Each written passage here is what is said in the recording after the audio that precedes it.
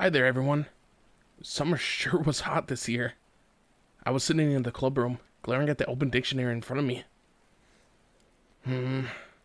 This was tough. My research demanded a serious delve into the topic. What are you looking for, Issei? Ozzy inquired, glancing at the hefty tome as I was reading. Oh, I was trying to find out where the word boobs came from. Boobs? Ozzy looked a little flummoxed. I was being serious. This was a question that long weighed on my mind. Boobs. The word had such a wonderful ring to it. Whoever first uttered that sound deserved to be remembered as one of history's great figures. There weren't many words capable of moving a man's heart the way that one did. In fact, only breasts and boobs were capable of making me tremble in awe. I wanted to know why people started calling breasts boobs. And so I set off on this journey. There are a lot of theories. One is that it came from baby talk for something that tastes good, with the word yummy changing into booby. Another suggests that it came from an ancient Korean word, pai, meaning to suck out. Personally, I'm leaning towards the first option. What do you think, Azia? Azia seemed a little taken aback by my question, but gave it consideration nonetheless. What do I think? I suppose babies do think breasts taste nice. So maybe the first one? Maybe they're trying to say, yummy, but all they manage to say is booby? Wait, could this be viewed as sexual harassment? I should probably drop the subject. Anyway, men of all ages regarded breasts as delicious. However, before I could say as much out loud, I stopped myself. I couldn't do it. I couldn't let Azia, who trusted me so implicitly, get any bad ideas. A non-sequitur conversation shift was in order.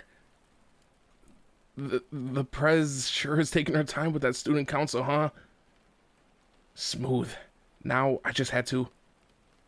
The president's discussion with the chairwoman may continue for a while.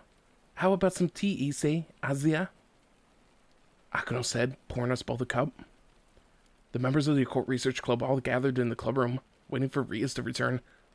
The president and chairwoman were friends, so I couldn't help but wonder what exactly they were talking about. Checkmate. I win. Looks like there's no way out of this. Did I lose? Kibu and Zenobia were playing Japanese chess on a nearby table. That's 5 straight losses for Zenobia, Konoko muttered as she spectated. Do you want some tea, Gasper? Akano asked of the cardboard box in the corner of the room. Yes, please. The cardboard box called out. Yup, Gasper was hiding inside. Gasper, get out of there and join us, I said with a sigh. The person in question, however, broke into a tearful wail. I'm sorry, but I can't, not outside. My underclassman wasn't good with people, and often hid in boxes. He already causes a good amount of trouble. I'm back. The press called out as she entered the room. Now that she had joined us, the entire occult research club was assembled and ready.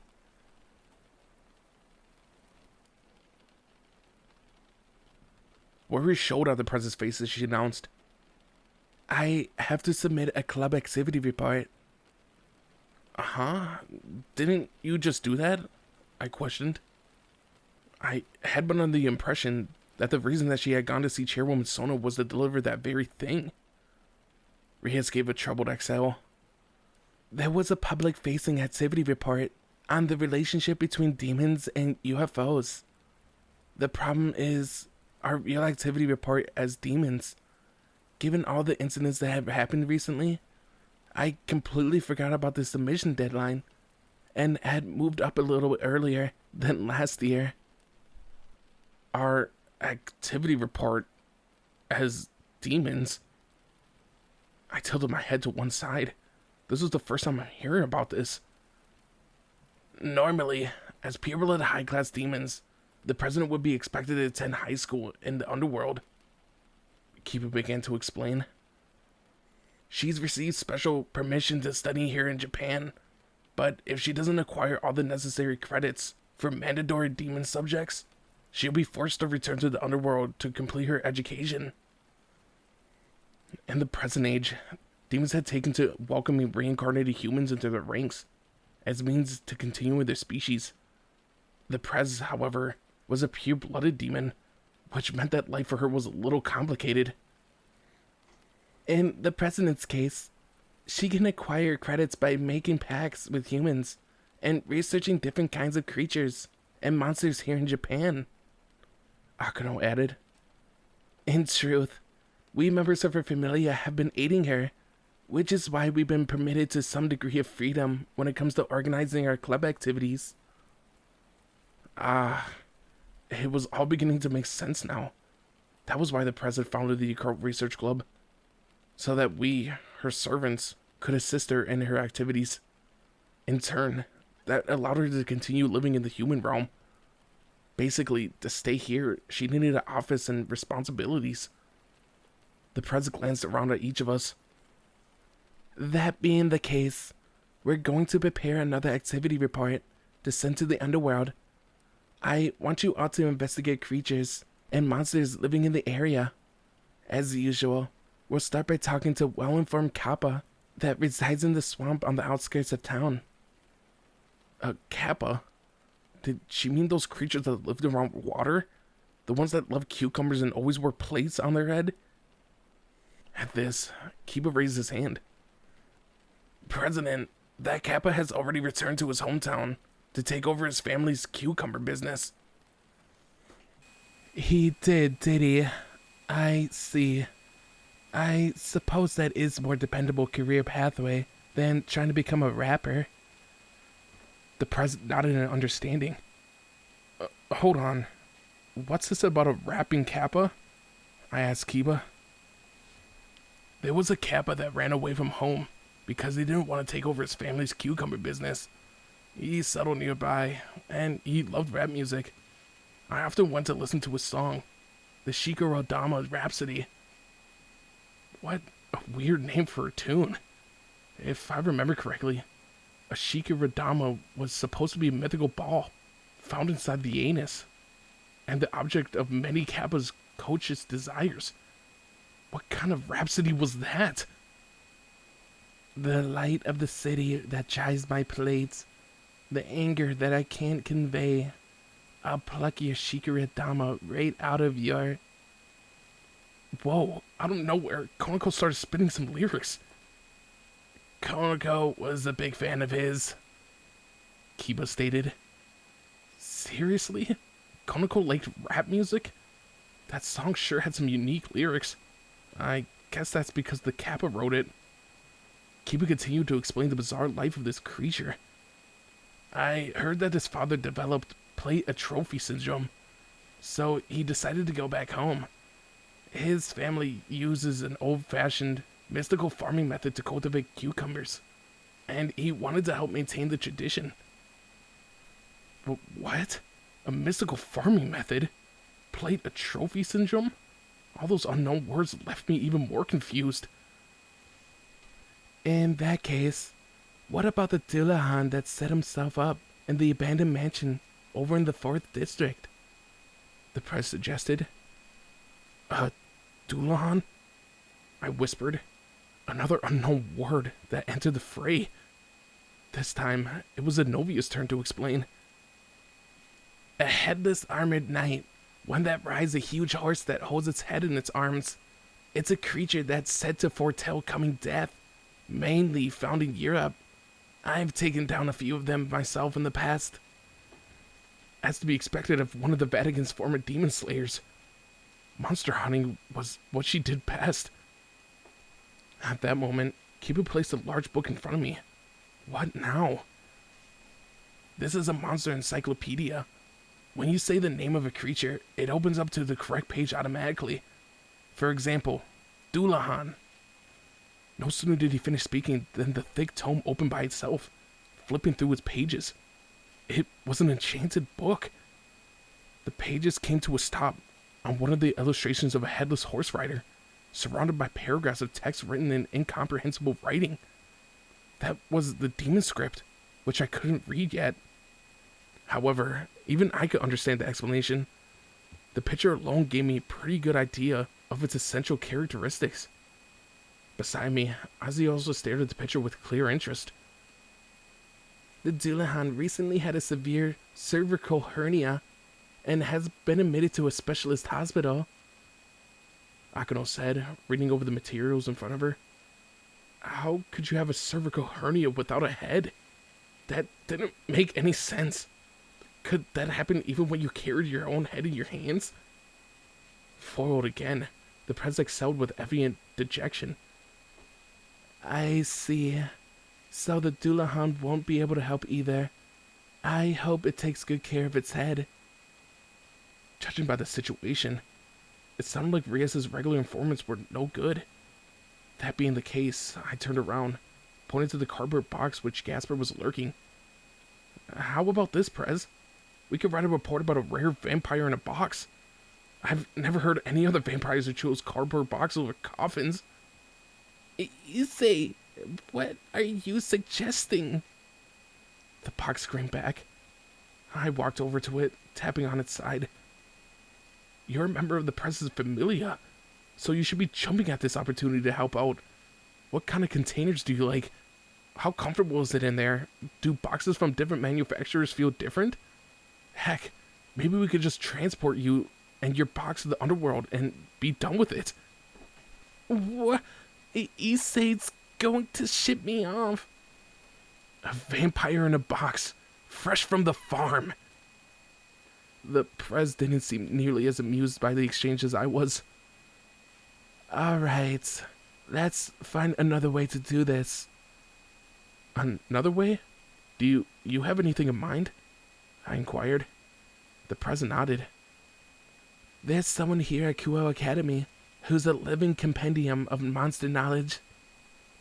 That was news to me. Tennis balls were being hit back and forth. The Prez had brought me to Kuo Academy's tennis courts. Apparently, there was a person that she wanted to speak to that could be found here. More importantly, the girls' tennis outfits were simply outstanding. I could see the revealing short shorts they were wearing underneath their miniskirts from a distance. Sure, they weren't pieces of underwear, but they were revealing enough to be stimulating in their own way. Yeah, naked legs. Those thighs were marvelous. There was no impeding summer tennis. He knows a sex fiend. He's staring this way. Perverts.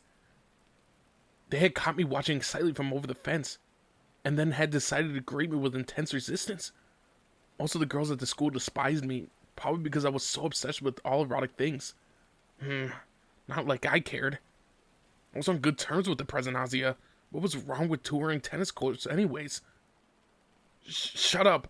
It isn't like I'm stealing anything from you all, I shouted. Having you ogle us all sure makes me feel like you're robbing us of something precious. If you want to watch, at least bring Kiba.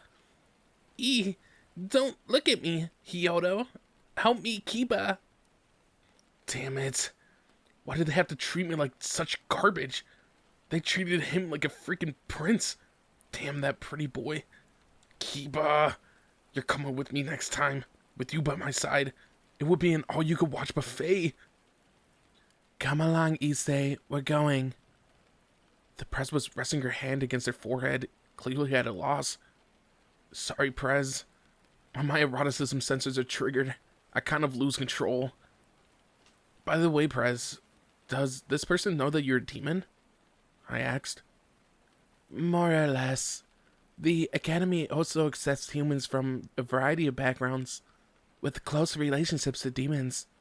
As such, the person that we're looking for now should be aware that we're demons on campus. The Prez and I were discussing this on one of the benches near the tennis courts. Evidently, there were still many things about the school that I had yet to learn. We were supposed to meet Rias' mysterious contact here, but we must have been a little early as they had yet to arrive. I couldn't stop thinking about the girls playing tennis and kept fervently glancing their way. After a bit, a clip-clop sound of a horse's hooves reached my ears. Ho ho ho ho! Greetings, Riaz. It's strange to find you here. Welcome. That voice and haughty laugh belonged to a woman riding the steed. Her brown hair was coiled in elegant spirals. Since when was horse riding allowed at the school? I knew this person. She was a third-year student and head of the tennis club, Kyomi Abe. When it came to confirming a beauty's identity, you could always count on me. But even more surprising was the figure behind her. A headless, armored knight. Whoa, it seriously had no head. The horse let out a clamorous whiny. It was incredible. And its glaring eyes radiated suspicion. Not only that, it kept flaring its nose. It looked like the horse would belong to the conqueror of the century's end. Kyomi dismounted while muttering something to soothe the intimidating beast. The headless knight likewise stepped down from the horse.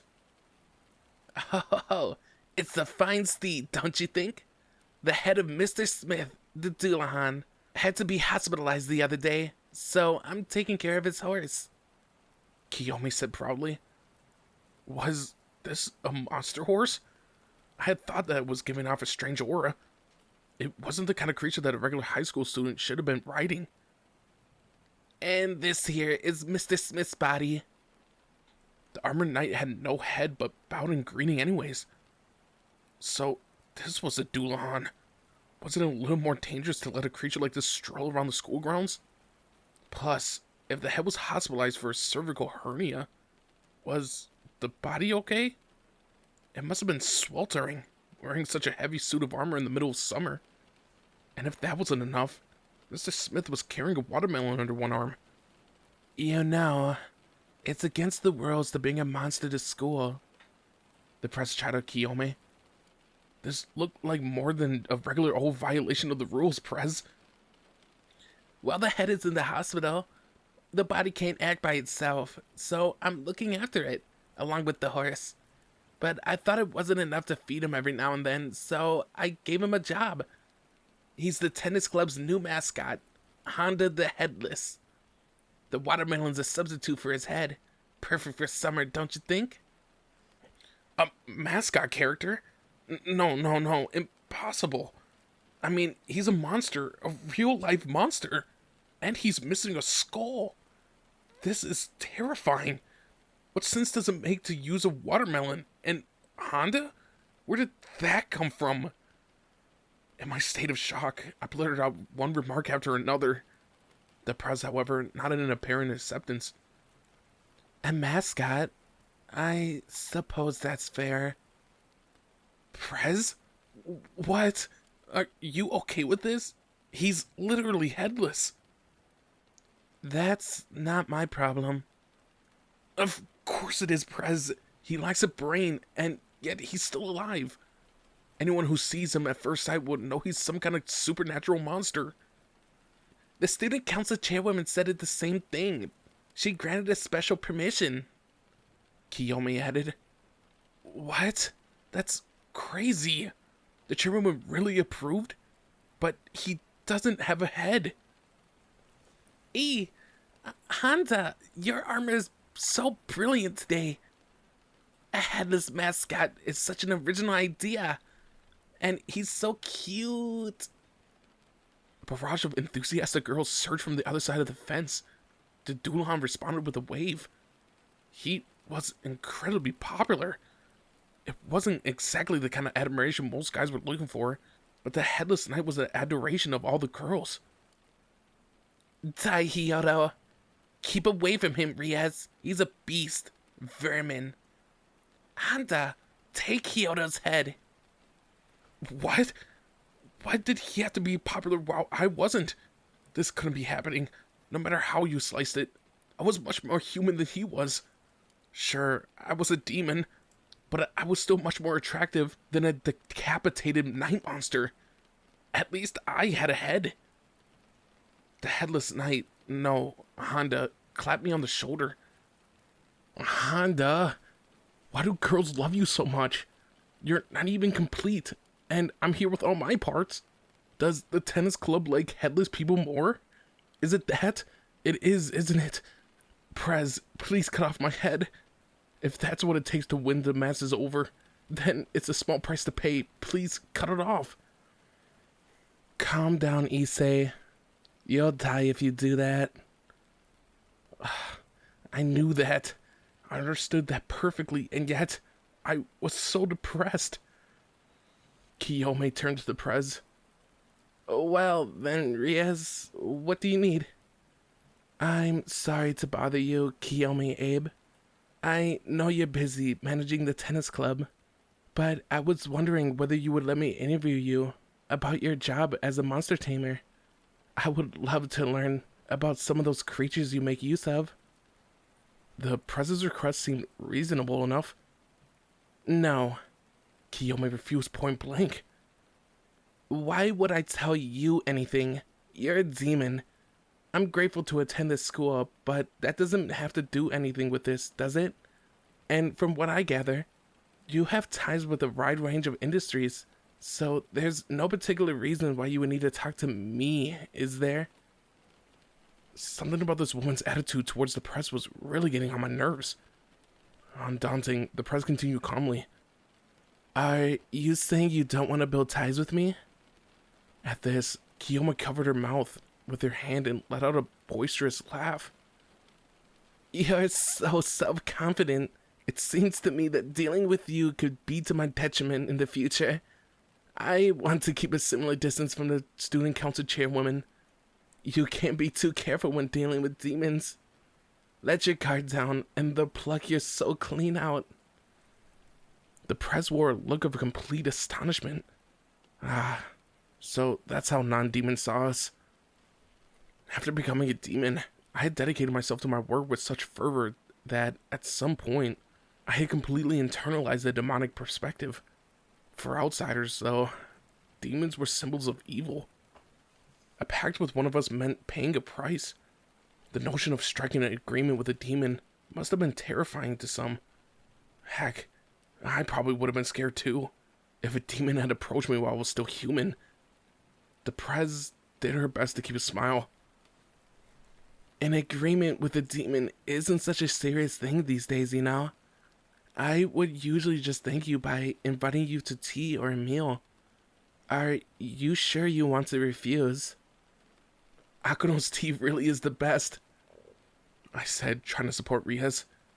At that moment, Kiyomi's lips curled into a nasty smile, as though she realized something. I just had an idea. It would be so boring to do this for free. How about a tennis showdown?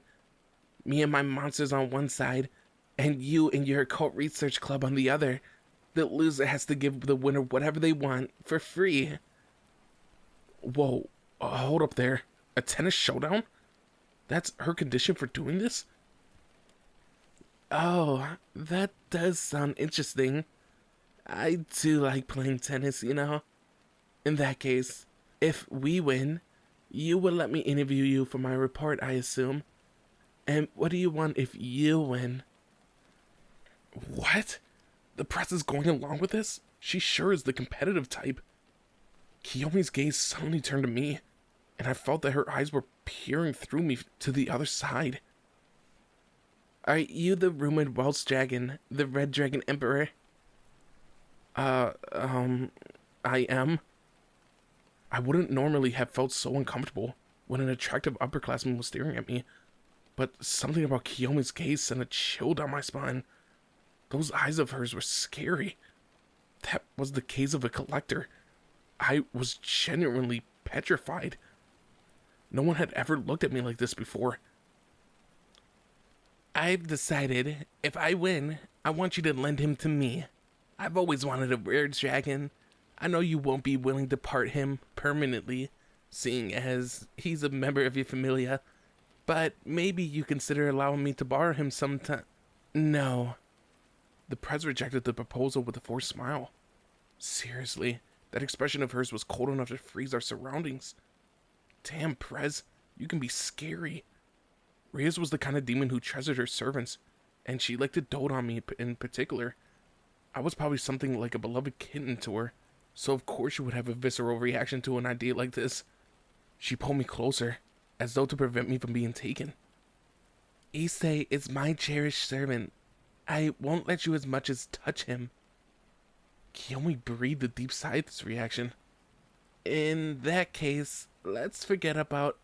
We'll agree to your terms, came another girl's voice from seemingly nowhere. After looking around, I spotted Akano approaching us from behind. If we win, you will help us get our report, Kyomi. And should you come on top, we'll let you borrow Issei for a short while. Those are your conditions, are they not? Huh? Is anyone going to ask me whether I'm okay with this? Honda was the only one to show me a sliver of sympathy, patting me on the shoulder. Turns out he was a pretty good guy. Wait, Akano. The press tried to object. Akano, however, continued. President, all we have to do is win. If we can do that, everything will be fine. The press looked like she wanted to say more, but she reluctantly held her tongue and nodded. No one here cared what I thought. Very well. We'll accept your terms. Having received the press's approval, Kyomi broke into a shrill laugh. Then it's decided. Confronting the captain of a tennis club in a match. Be sure to practice. My cute servants are aces on the court. I'll show you what a high-class demon is capable of. I'll never surrender my adorable little Issei. This should be fun. Oh, once Issei's mine, I'll dote on him in an altogether different way. Reyes and Kyomi brought their faces close in confrontation, both laughing in self-assurance. It was terrifying. They were both chuckling, but I could hear the murder in their tones. I was an object of a real-life bet. What was going to happen to me? Akano embraced me. Sorry about this, Issei. I can feel her breast pressing against my body. This was the only way to ensure the president gets what she needs for the report. I'll do my best in the match. Right. I'm sure it'll be fine. There was no way I could complain when Akano had her arms around me. So long as the press won, everything would be fine. I couldn't help but fret over what would become of me if Kyomi wound up winning. That collector's gaze of hers was seriously unnerving. Then again, she was a beauty, and she said that she would dote on me. Maybe she meant bathing with me? My mind flooded with wild fantasies. I was such a disloyal servant, but truth be told, I didn't have much experience playing tennis.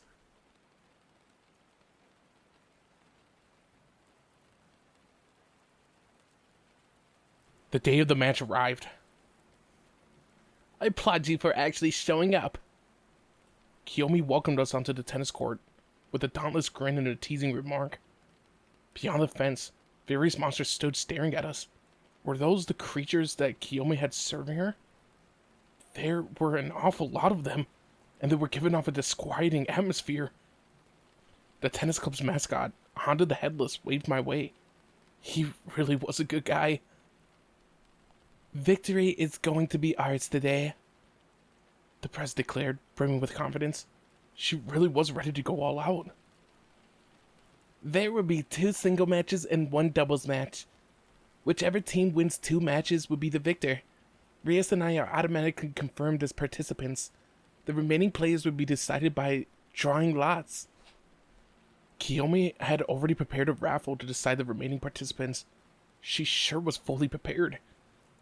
Please, whatever happens, don't pull out my name. I was hopeless at tennis. I'll just be a hindrance. So please pick Akano, Kiba, or Sanovi instead. Anyone who drew a blue lot would be assigned to a singles match. Those who drew red ones would play doubles. Singles? Me too. Whoa, Akano and Zenovi have both pulled blue, just as I hoped. Doubles here. The prez had got a red one. Come on, Kibira Konako has to pick the remaining red one. Ozzy is no good at sports, and I'm just as awful with the tennis racket. I squeezed my eyes shut as I took my lot, then glanced timidly at the result. Red. It looks like you're gonna be my partner, Issei. Let's go all out. What? Seriously? The press flashed a fearless grin, but I could feel my own face blanching. Sweat began to run down my back. The press was giving off an incredibly intimidating aura. I was definitely going to end up holding her back here. And so, the first match got underway. Akuno versus... Greetings! It was a monster that resembled a girl, except that her arms were both wings. And she was super cute. I had no idea beings like this existed. She's a harpy, a winged creature. Most harpies are female, the press explained. Seriously? The monster industry must have been huge indeed to have girls like this in their ranks. And she had huge breasts too.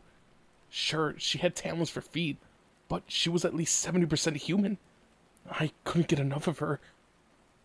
The harpy, who was dexterously holding a racket with her wings, stepped onto the court, ready to face off with Akuno. You could do it, Akuno! I cheered at the top of my voice. My unfaithful heart silently called, You can do it, Miss Harpy. I was awful and a lecherous pervert to boot, but being able to feast my eyes on such a cute creature was a rare treat. Perhaps I could invite monsters like her into my harem one day. Oh dear, you're full of openings, my harpy friend. Yeah, this demon lady is too strong. The bout came to a quick end, with Akuno dominating the match. That was one victory for us. All right. If Zenobia won the next one, we would be declared champions automatically. I wouldn't have to play doubles. I suppose it's my turn. Zenobia stepped onto the court, spinning her racket in her hands.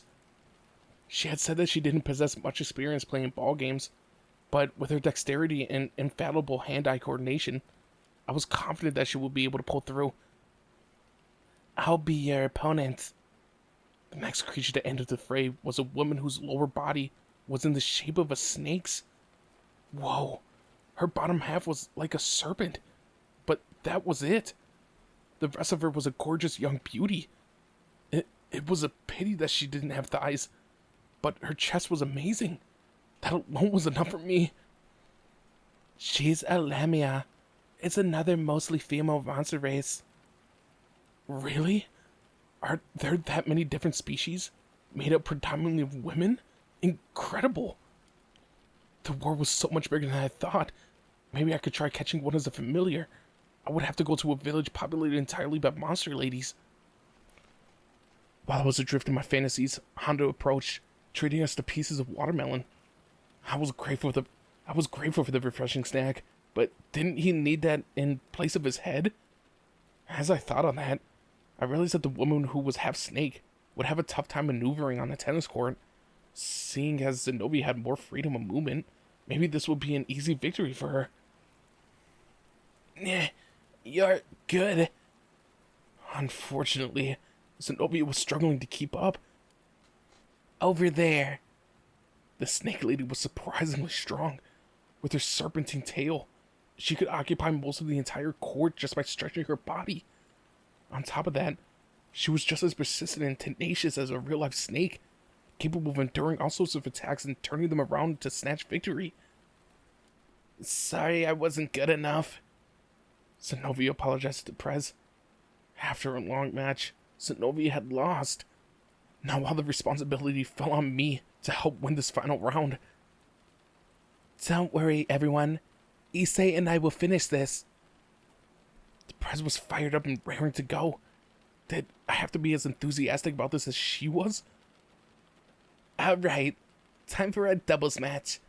And my partner would be you, Yuki Anna. Come on out, my cute little snow lady. Kyomi called out to the monster crowd.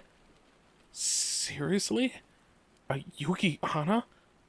I could already visualize a beautiful creature garbed in a thin, almost transparent kimono. Yuki Anna are those snow women creatures people trapped on freezing mountaintops sometimes encounter, aren't they? The kind that might adopt a human form to come down on your village and eventually marry you, right? A harpy, a lamia, and now a Yuki Anna. Please, Yuki Anna, freeze me to death. A pale white gorilla let out a tremendous cry. Next, the creature started beating on his chest with its hands. Let me introduce you all, Kyomi began. This is my Yukiana friend, Christy. She's a Yeti. Christy? This cruel truth, combined with the gorilla's extremely average human name, was almost enough for my abas to pop out of their sockets. What? She's a Yukiana. This had to be some sort of joke. Christy was a huge white ape. But she did have a pretty ribbon on her head. Still, this was unforgivable. You've got to be kidding me. Yukiana aren't supposed to be huge, harking gorillas. And what's with that drumming? This is how gorillas face down their enemies, right? Is she trying to threaten us? I wailed, tears in my eyes.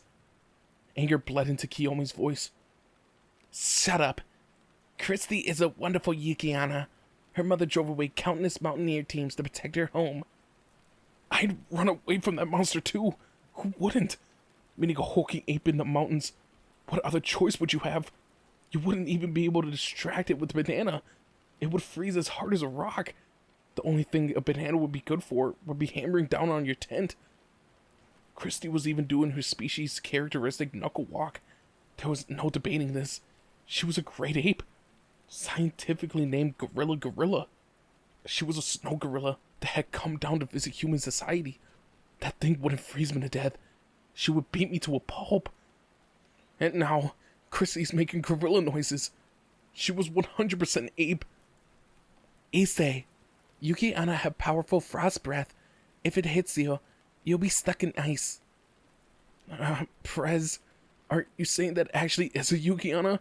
What happened to the beautiful lady kind that pops up in books and TV? Isn't that ribbon on her head too cute for a Yukiana? Plus, she looks like she's ready to commit murder. And what was that about frost breath? I've never heard that tennis term. Truth can be stranger than fiction, Issei. You should keep that in mind. I don't want to. I don't want to live in some kind of weird reality. Give me back my dream. I wanted a sexy snow woman.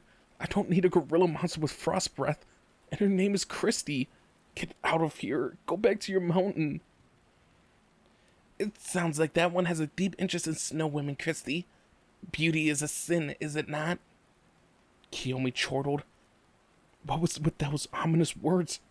I wasn't interested in apes, and the last thing I needed was Kyomi setting Christy loose on me. The gorilla's gaze turned my way. Ooh, ooh, ooh. She laughed as though in mockery. Damn it. This was enough to make something inside me snap. Curse her. I was angry now. I would show them. You can do it, Issei. Don't lose to Christy. Good luck, Issei. Show us how cool you are. Ozzy and Akano were cheering me on. I couldn't afford to let them down. A red-hot mix of anger directed at the gorilla and enthusiasm from the girl supporting me coursed through my body. Looks like I got no choice. Let's do this, Prez. Well said, Issei. I'd expect no less from a member of my familia. I couldn't say that I was particularly confident in my tennis skills, but I would have to manage. There was no turning back, and I refused to disappoint my girls. My perverted side pushed me forward. However, some unseen force began to blur my vision. The air was vibrating. Christy was waving something terrifying around. What the heck is that? It's huge! I exclaimed. The gorilla had a massive racket in her grip. It was practically a weapon. I was so shocked that my eyes almost popped out of their sockets again. It's a specially designed racket, Kyomi explained. It's a blunt instrument is what it is. That thing is big enough to beat a real-life monster to death. And you have the guts to call it a racket? That? Are you going to slam me with that thing? If the massive thing came my way, it would pound the guts out of my poor little body. Now that the players were set, the death match got underway. The Prez won the coin toss, giving us the right to choose who would serve first. This meant Kyomi had the option of selecting which side of the court to start from. The Prez bounced the ball on the ground a few times before hurling it up into the air and hitting it with all of her strength. The ball went flying to the other side of the court, with Kyomi hitting it back after one bound. Before I knew it, our first rally was underway. I tried my best to follow the ball, but I couldn't keep up with the two veterans. Heck, the President and Kyomi were both skilled enough that they could have carried this match alone. I had started this match feeling terrified, but did I really need to worry? Over on the other side of the court, Christy wasn't moving at all. She looked almost bored. Her ominous aura hadn't abated one little bit, however. I couldn't help myself. I turned my gaze at the President's legs in sports shorts. Ah, those wonderful thighs of hers. Those brilliant white legs were stuff of dreams. Christy, it's headed your way, hit it! Kyomi cried out. Sure enough, the ball was speeding towards Christy, while I was preoccupied with the President's thighs. The Snow White Gorilla was quick to ready herself. I wasn't about to call her a snow woman. Hoo-hoo! An explosive noise that didn't sound anything like a tennis racket shook the air. Less than a second later, something went flying right past me with incredible speed. Something like a thunderclap sounded at the back. I glanced timidly over my shoulder, only to find a huge crater. Half the court had been destroyed.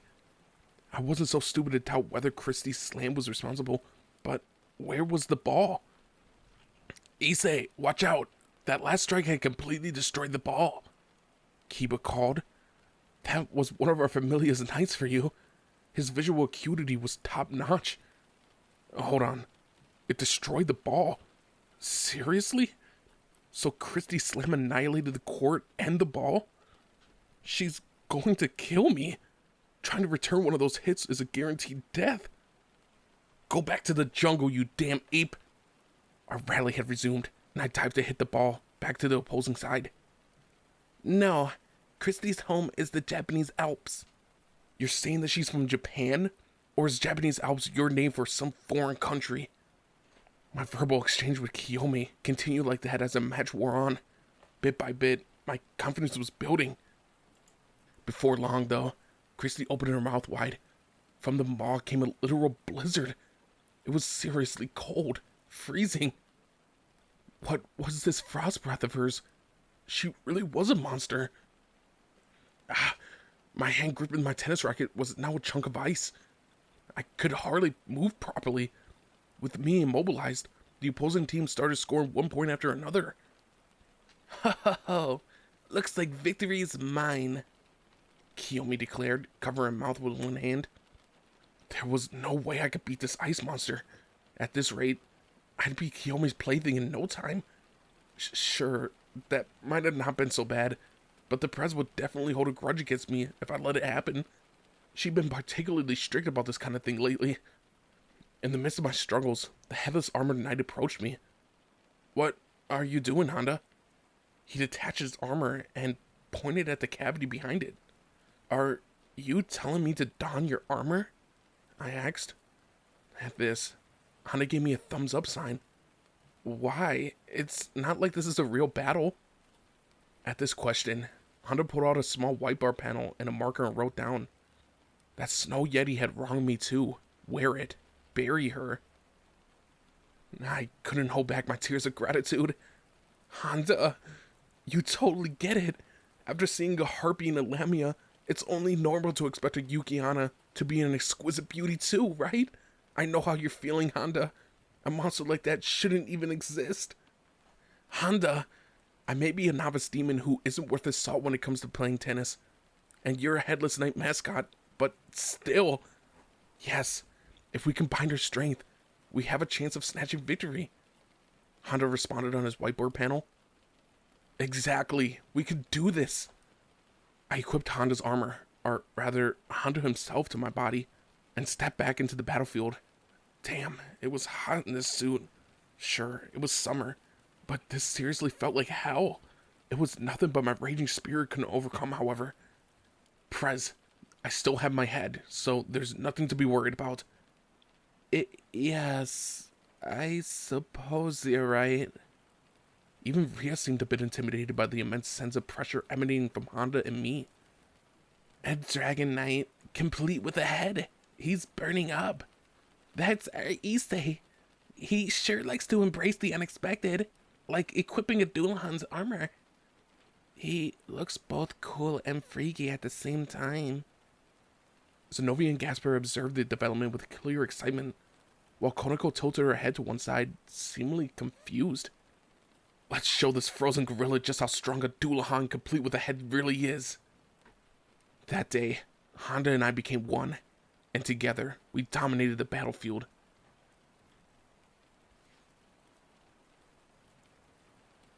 My team lost. I suppose I have no choice. I'll answer your interview questions. Kyomi muttered despondently. We had triumphed. Honda's power, combined with my rage at the gorilla, had pushed me far beyond expectations. The game had been close, but we'd come out on top. The only problem was... It isn't coming off, Honda. I couldn't get out of the armor. The next moment, my hand moved entirely on its own volition, writing a few words on the nearby whiteboard panel. Sorry, you'll need a bit of time to remove it because of the curse placed on me. What? You've got to be kidding. You couldn't have told me that you were jinxed? I wailed in response. This could be a problem. Honda and I signed a contract. He has to work as the tennis club mascot until his head is fully healed. Kyomi remarked. What do you expect me to do about that? I shot back. Perhaps we could have you carry out Honda's duties, Hyoto? Would that be alright with you, Rias? The press nodded at the suggestion. Okay, I don't mind lending the tennis club a helping hand. With Issei stuck in the suit of armor, I know you won't be able to lay a hand on him, so I can rest easy. Prez, this is too heartless. Oh. Through my tears, I saw the ice gorilla was staring my way with fire in her eyes. What's up with that look? It looks like Hyoto managed to win both the match and Christy's heart. Kyomi observed, stating something absurd like it was nothing. What? This had to be a joke. Was she saying that our victory had only succeeded in bringing me greater tragedy? Oh. Christy was coming my way with hearts in her eyes. As an instinctual sense of self-preservation gripped me, I did my best to escape. Honda must have felt the same way, as we were both unexpectedly swift on our feet. Unfortunately, the gorilla took after us, knuckle walking at an incredible pace. Cut me some slack. Why did that frozen gorilla have to be so damn fast, too? No, I don't want a gorilla monster falling in love with me. And so, garbed in Honda's Dullahan suit of armor, I became the tennis club's temporary mascot. Christy cast me sultry looks while I did my best to endure Honda's sweltering insides. Meanwhile, the press managed to finish a report on time. In the end, it all worked out, but it was still the worst summer job of my life.